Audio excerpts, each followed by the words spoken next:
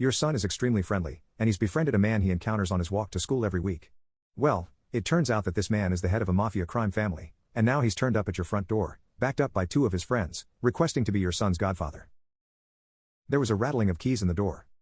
I stood quickly, and went to turn the latch. Jamie always took forever getting the door open, and he had already scratched the paint from the door all around the lock, the clumsy little thing. I was being too harsh, of course, he was only 7 after all. I flipped the latch and opened the door. Jamie swept in like a hurricane, the usual words falling out of his mouth in a waterfall. Hey Mum, is there anything to eat? Oh, and by the way, this is Luca I was telling you about. By the time I had divined the meaning of his words, he was in the kitchen, rifling through the refrigerator for a post-school snack. I looked out the doorway, to see if I could see this Luca. Nothing. I took a step out onto the deck, and looked around. There was no childhood friend, no Luca. In his place there were 3 large men. One sitting quietly on the patio furniture, and the other 2 standing quietly, like sentries on the steps to the porch. Each man was dressed in a clean suit of good black linen, and had dark hair neatly combed back.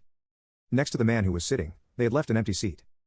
The seated man stood, and offered out his hand to me. Mrs. Athenes, it's a pleasure to meet you.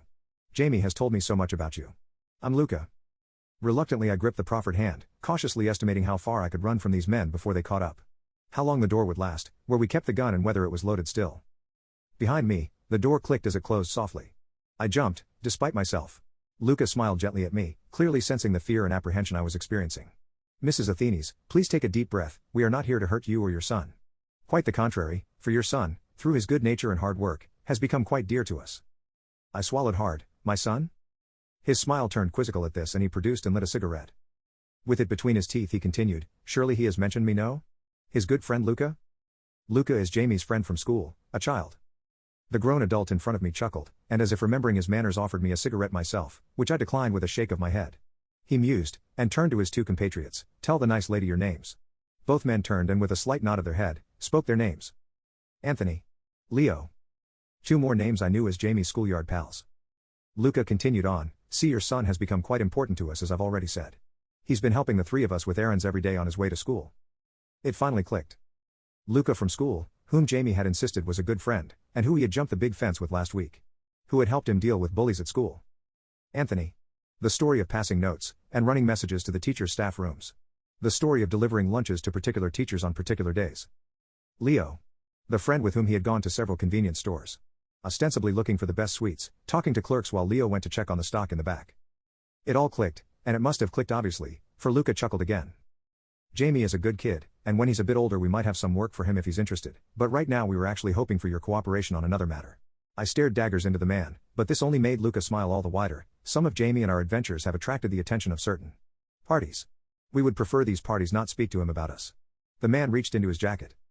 I started, quiet badly I'm ashamed to admit, and the 2 guards stepped up behind me, alert.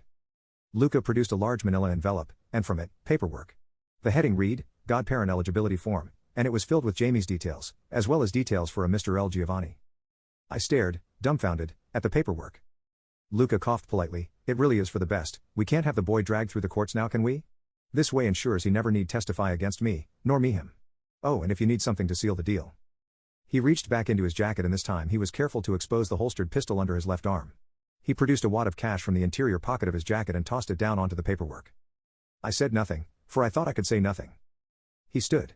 Once you've signed it, please seal and mail the envelope, then we never have to see you or your son ever again. He strolled down the steps of the patio, and out into the street. He was stepping into his black sedan when he thought better and turned back to regard me with a terrifying grin. That is unless you'd prefer I come back from time to time? I blanched, and ran inside to find a pen. By the time I had come back, they were long gone.